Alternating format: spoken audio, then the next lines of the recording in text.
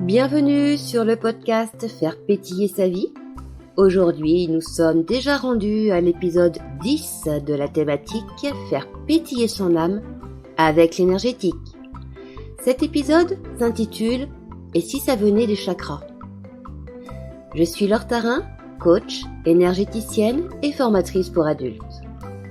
Alors vous êtes maintenant familiarisé avec la notion de chakra, des centres énergétiques. Et si vous souciez vos problèmes de santé, vos problèmes de confiance en vous, de préoccupation, si vos états d'âme, tout ce que vous empoisonne l'existence depuis plusieurs semaines, voire plusieurs mois, voire même plusieurs années, si tout ça avait une cause énergétique, si tout ça était dû à un mauvais fonctionnement de vos chakras ou de l'un de vos chakras.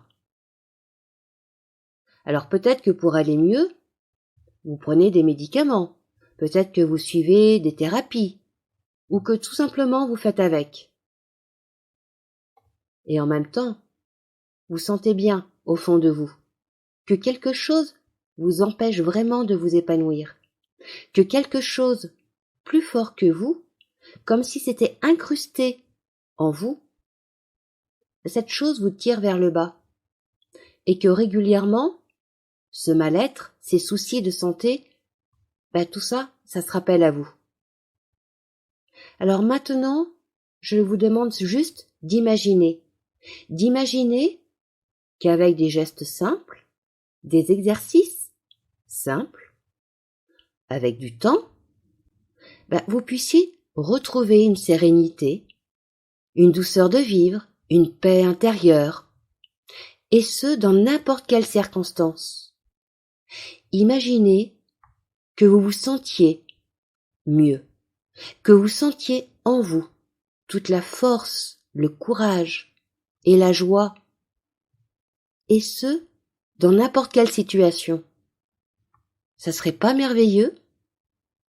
Eh bien aujourd'hui, je vais vous expliquer en quoi vos problèmes peuvent provenir de vos chakras. Parce que vos chakras peuvent se bloquer, ils peuvent s'ouvrir, voire trop s'ouvrir, carrément se fermer et entraîner des dysfonctionnements internes. Je vais vous donner des détails sur chacun de vos chakras, le lien également qu'il y a entre la nutrition et vos chakras, et comment vous pouvez agir sur vos chakras avec les couleurs, avec les huiles essentielles et même avec la nourriture. Et oui, on l'a déjà vu, mais je vous le redis quand même, il y a des liens forts entre notre corps, qu'il s'agisse de notre corps physique avec notre corps émotionnel, ou encore notre corps physique avec notre corps éthérique, ou encore avec notre corps mental. Tout ce qui impacte nos corps subtils a des conséquences sur notre corps physique. Et vice-versa. Donc après avoir appris à prendre soin de votre corps physique avec la nutrition, qui était la première thématique de ce podcast, vous avez déjà expérimenté dans les précédents épisodes des petits exercices pour prendre soin de vos corps subtils. Aujourd'hui, vous allez pouvoir tester et apprendre à prendre soin de vos chakras, de vos centres énergétiques. Alors si, comme beaucoup, les autres sont plus importants que vous-même, que vous n'avez pas le temps, la discipline pour faire ces exercices, ces pratiques, sachez qu'un nettoyage énergétique vous permet de déceler ces blocages et que le praticien énergétique peut réactiver, fermer ou voire même ouvrir vos chakras. Par exemple, pour ce faire, moi, dans ma pratique, je vais utiliser le tambour chamanique. Ensuite, je vais utiliser le Reiki Usui. Et tout ça dans une même séance. Il m'arrive même parfois d'utiliser un bol tibétain que je fais résonner carrément sur le corps physique de la personne afin que les vibrations débloquent ou stimulent un chakra qui est resté trop longtemps fermé ou bloqué. Alors mes séances durent entre 1h30 et 2 heures, mais bien souvent les personnes ressentent une meilleure circulation à l'intérieur d'elles. Alors parfois aussi, elles peuvent se sentir vidées, mais elles sont vidées du stress, de la colère qu'elles portent en elles depuis si longtemps. Et cette colère, ce stress, leur apporte une certaine énergie. Donc quand elles se libèrent enfin de cette colère et de ce stress, que tous leurs chakras sont de nouveau équilibrés, que leur énergie vitale circule correctement, elles ont parfois l'impression d'être un peu stone, tellement elles se sentent détendues. Elles retrouvent aussi des idées claires, voire même des fois une envie, une volonté d'avancer. Et surtout, quand leur chakra reste bien équilibré, elles sont moins enclins à des chamboulements émotionnels. Alors après chaque séance, j'offre ce que j'appelle le service après-vente, car le traitement va avoir des effets sur du moyen ou sur du long terme, suivant ce que vous allez vivre à l'extérieur, suivant les habitudes, les changements que vous allez mettre en place. Mais parfois, ce changement, dû au traitement par rapport au rééquilibrage énergétique des chakras, peut vraiment être déstabilisant dans le quotidien. Donc s'il y a besoin, je réinterviens dans les 48 heures avec un traitement à distance pour aider la personne à retrouver son harmonie et son équilibre avec tous ces chakras qui tournent à l'unisson. Mais vous verrez, on s'habitue tout à fait à vivre avec cette force de vivre avec des chakras débloqués. On s'y habitue très bien. Et quand toute l'énergie se remet à circuler librement, sans entrave, dans notre corps, ça peut faire un peu bizarre, mais on y prend vite goût. Et on va mettre alors en place tout ce qu'il nous faut, tout ce qui nous est possible de mettre pour retrouver cette libre circulation énergétique en nous. Ces chakras, en nous et dans nos corps subtils, sont nombreux. Alors je vais essentiellement vous parler des 7 chakras principaux, encore appelés les 7 chakras majeurs. Il y a dans un premier temps le chakra racine, qui se situe à la base de la colonne vertébrale. C'est le premier chakra. Ensuite vient le chakra sacré, qui se situe au niveau du sacrum, soit 2 doigts sous le nombril. Le chakra du plexus solaire, qui lui est au-dessus du nombril, pratiquement au niveau de l'estomac. Le chakra du cœur, qui est au niveau de la poitrine. Le chakra de la gorge, au niveau de la gorge donc et du haut du sternum. Le chakra du 3e œil, entre les sourcils à la hauteur de l'arcade sourcilière. Le chakra couronne, sur le sommet de la tête. Le corps humain est un véritable émetteur de sons et de vibrations magnétiques. D'ailleurs, des scientifiques ont mesuré ces vibrations et on sait aujourd'hui que le corps humain vibre entre 0 à 250 cycles par seconde. Les ondes du cerveau, elles, fonctionnent par exemple jusqu'à 20 cycles par seconde. Le cœur a environ 225 cycles par seconde. Alors, il est important de noter que rien ne se passe, on va dire, vraiment dans un chakra. Le chakra, c'est seulement un point d'origine où l'énergie vitale est concentrée et donc libérée. Ces chakras sont invisibles à l'œil nu, mais comme le montrent des études récentes, ils peuvent être mesurés scientifiquement à l'aide d'instruments sensibles. Et en termes de science, un chakra est un générateur d'ondes électromagnétiques unique. Et il crée une fréquence particulière. Les sons, par exemple, quand ils sont combinés intentionnellement, peuvent produire des effets miraculeux sur le corps et l'esprit, en lien avec les chakras. Les méditants en bouddhisme tibétain, par exemple, vont se servir de 2 petites cloches qui ressemblent à des petites cymbales. Ils vont les faire tinter et chacune d'elles va produire un son légèrement différent. La différence tonale fait que les clochettes émettent des sons de fréquence extrêmement basse, entre 4 et 8 Hz. La portée de ces ondes arrive jusqu'au cerveau pendant la méditation. Ainsi, en méditant, avec le rythme du son de notre cœur, par exemple, on peut également avoir accès à une puissante source de guérison. Les couleurs aussi sont porteuses de vibrations. Par exemple, la couleur des chakras va donner beaucoup d'informations sur notre bien-être physique, émotionnel et spirituel. Et là, encore une fois, il est scientifiquement prouvé que ces couleurs ont un impact sur notre corps et notre esprit. Alors, c'est pas un hasard si chacun de nos chakras produit lui-même une couleur naturelle. Ou encore que notre corps réagit aux couleurs dans la nature. Par exemple, le vert, la couleur de l'herbe et des autres végétaux, est une couleur très apaisante. Comme le bleu, la couleur du ciel qui est dégagée. Tout ça, ce sont des couleurs qui vont nous calmer et en même temps qui vont nous revigorer. Chacune de ces couleurs est naturelle. Parce que la couleur est une perception de la lumière. Alors pour certains, c'est même carrément un challenge, voire un défi, de pouvoir percevoir la couleur, soit avec l'esprit, soit avec la main. Et ça, au niveau de notre corps, pour pouvoir voir effectivement quelle est la couleur que notre corps produit, pour voir la forme vibrationnelle de notre corps. En quelque sorte, pour voir la couleur de l'aura.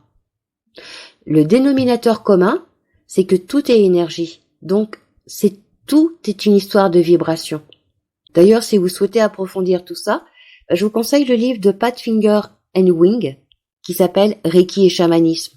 Et si vous souhaitez aller encore plus loin sur vos chakras, je vous conseille le livre La médecine des chakras de Janine Fontaine. Bon, là, faut s'accrocher, c'est très pointu, mais c'est vraiment bien expliqué. Alors, on va revenir, nous, à nos chakras. Donc, le premier chakra, le chakra racine, il est associé à la couleur rouge. Il a une vibration magnétique de 640 à 800 cycles par seconde, ou encore appelé Hertz. Alors, Hertz, c'est une unité dérivée de fréquence du système international. Donc, un Hertz est la mesure de la fréquence de répétition d'un événement qui se répète une fois par seconde. Ça, c'était pour la petite parenthèse intellectuelle. Donc, le chakra racine vibre entre 640 et 800 Hertz. La note de musique qui lui est associée, c'est le sol. Le deuxième chakra, le chakra sacré, sa couleur est l'orange. Sa vibration est comprise entre 40 et 600 Hertz. Sa note, c'est le ré. Le troisième chakra, le plexus solaire, sa couleur est le jaune. Il vibre entre 400 et 600 Hertz. Sa note, c'est le fa. Le chakra du cœur, le quatrième chakra donc, sa couleur c'est le vert. Il vibre entre 240 et 400 Hertz. Sa note, c'est le la. Le sixième chakra, le troisième œil, sa couleur c'est l'indigo. Il vibre entre 100 et 200 Hertz et parfois même entre 740 et 900 Hertz. Et sa note à lui, c'est aussi le ré. Le septième chakra, le coronal, sa couleur c'est le violet. Il vibre entre 1100 et 1200 Hertz. Sa note est également le sol. Ces chakras sont des roues qui doivent être en perpétuel mouvement. La première roue, le chakra racine, va entraîner les autres, et ça jusqu'au septième chakra. Et dès la naissance, le premier chakra commence à tourner. Il va accomplir un cycle complet à peu près pendant les 7 premières années. Et au bout de ces 7 années, on va ressentir l'influence du second chakra, qui va lui nous influencer donc durant 7 ans.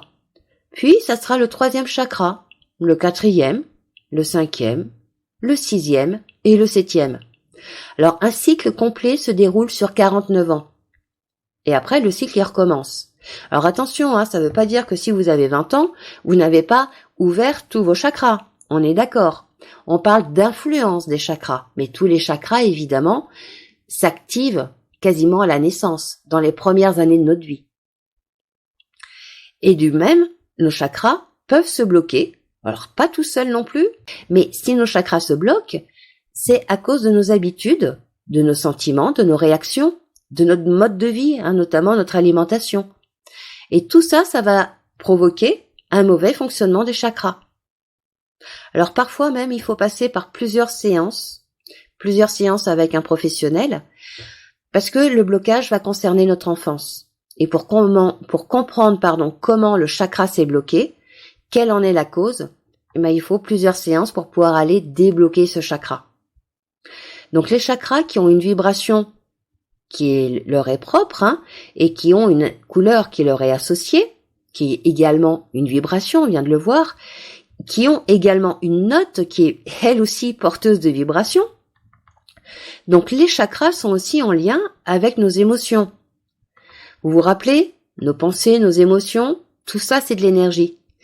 Ils impactent notre corps subtil, nos corps subtils, ils impactent notre corps énergétique, notre corps de lumière, on en a parlé dans un précédent épisode, et ils impactent nos chakras et notre corps physique du coup. C'est un peu comme des poupées russes. Et c'est pour ça qu'un mal-être peut se lire sur le plan vibratoire et que ce dérèglement peut occasionner une perte d'équilibre interne. Ça peut nous faire vivre avec un masque, nous provoquer même des blessures émotionnelles.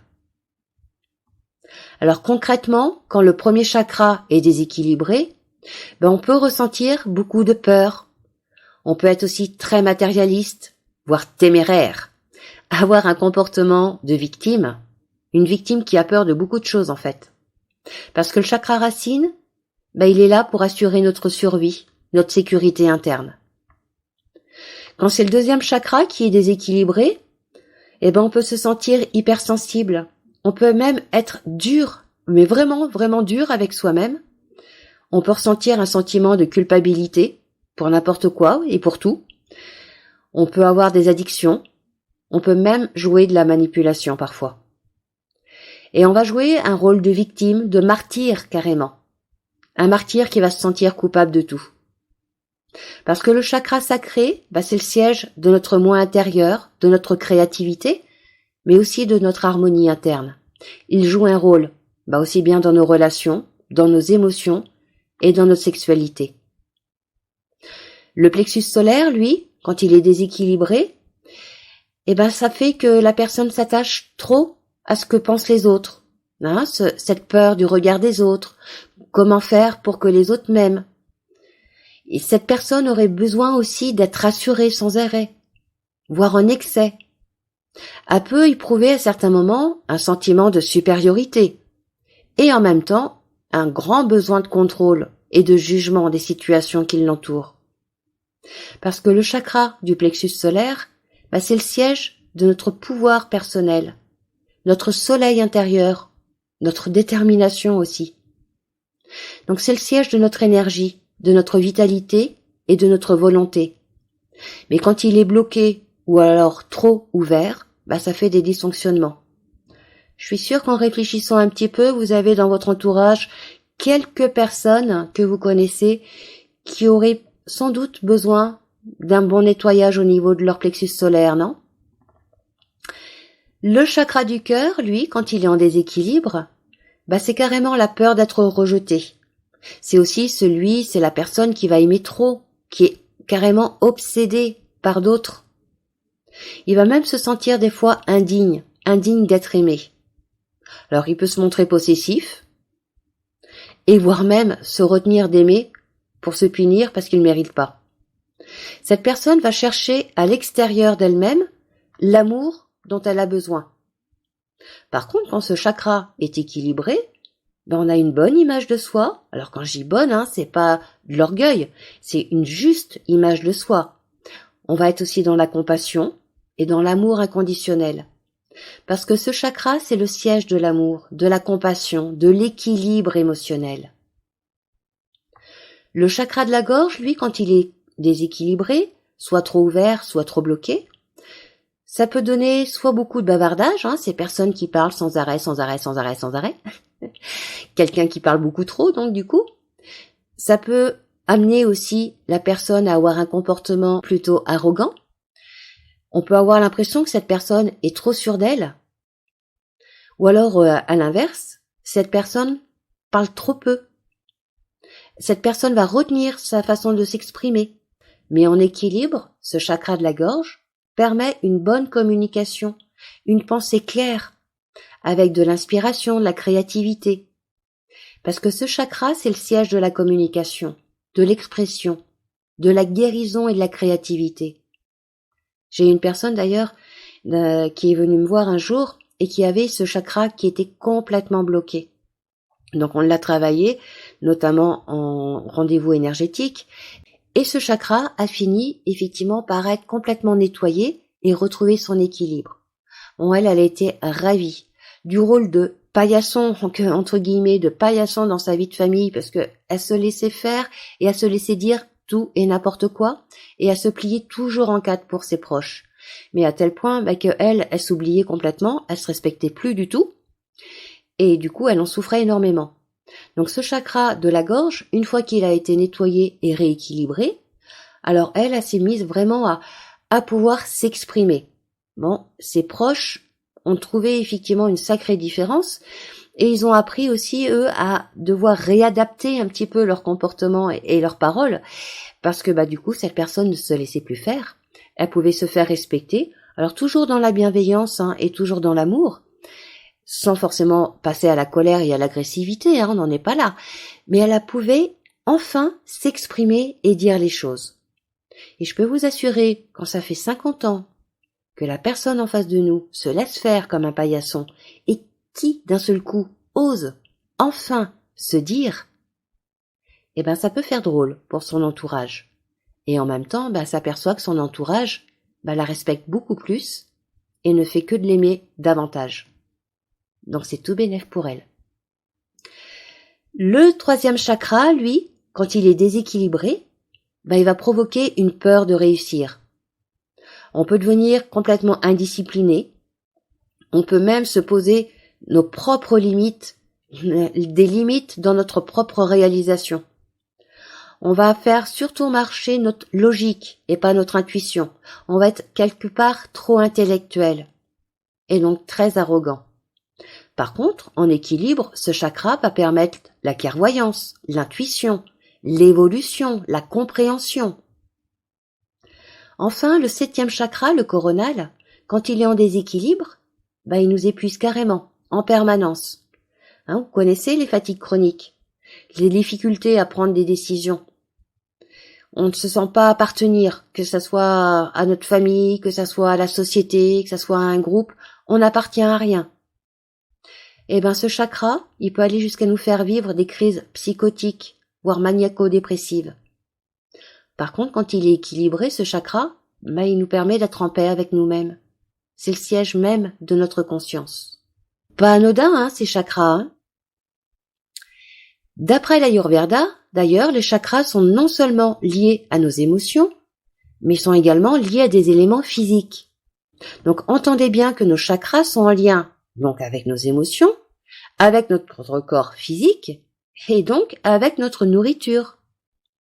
Le chakra racine, par exemple, couleur rouge, la sécurité interne, il va naturellement être influencé par les aliments de couleur rouge. Les tomates, les fraises, les betteraves, les pommes rouges, les grenades, les protéines. Tout ça peut aider votre chakra racine. Le chakra sacré, couleur orange, la créativité, la sexualité également.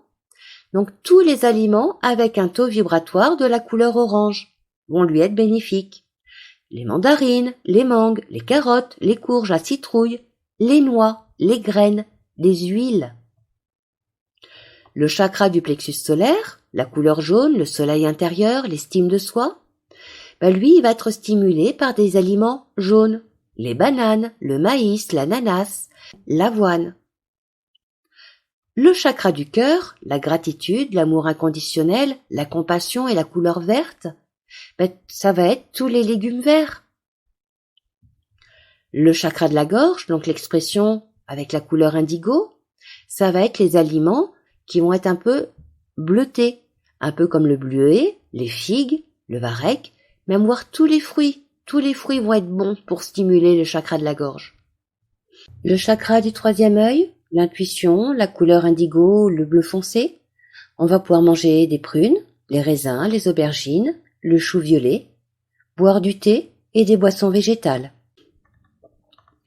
Le chakra coronal, lui, qui est en lien avec l'intuition, avec cette paix intérieure, et il est associé à la couleur violette, lui, il va être influencé par les aliments très légers, comme les champignons, l'ail, le gingembre, l'oignon, le litchi, la noix de coco. Alors quand on parle d'alimentation, vous l'aurez compris avec les épisodes qui traitaient de la nutrition, les aliments sont aussi porteurs de vibrations. Surtout, et seulement d'ailleurs, si ils sont biologiques et naturels, non chimiques, non transformés, non porteurs de pesticides. Donc privilégiez les protéines végétales également pour vos chakras inférieurs. Et privilégiez les fruits et les légumes pour les chakras supérieurs. Alors pour résumer, nous avons vu que nos comportements, nos émotions, notre mal-être peuvent provenir d'un déséquilibre au niveau d'un de nos chakras. Je répète, nos comportements, nos émotions, notre mal-être, tout ça peut provenir d'un déséquilibre au niveau d'un des chakras. Ça serait dommage de passer toute votre vie en prenant des médicaments ou en n'étant pas à l'aise avec votre vie, en ne trouvant pas le moyen de vous épanouir, tandis qu'il s'agit simplement d'agir sur vos chakras. L'alimentation joue, encore une fois, un rôle primordial dans l'équilibre de nos chakras et donc de notre façon de vivre notre vie. Vous pouvez aussi choisir ou compléter de vous masser avec des huiles essentielles pour stimuler vos chakras.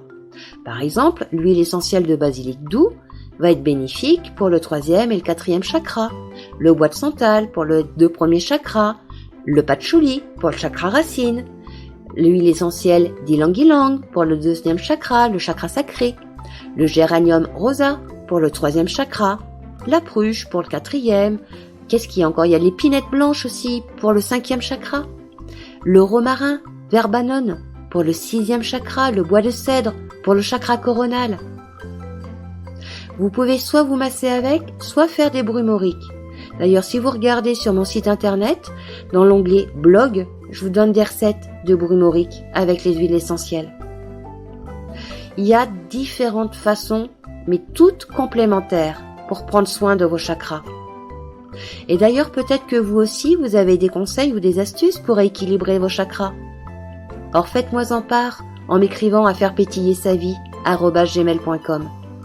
Par exemple, je sais que les stagiaires Reiki que j'ai formés ont appris à poser les mains sur eux-mêmes pour équilibrer leurs chakras, que les apprenants en réflexologie palmaire savent maintenant quel point réflexe stimuler dans leurs mains pour débloquer le chakra correspondant. Et honnêtement, ça vaut vraiment la peine de changer un peu vos habitudes et d'apprendre à prendre soin de vous en profondeur. Votre vie n'en sera que plus merveilleuse, vous verrez, et épanouissante.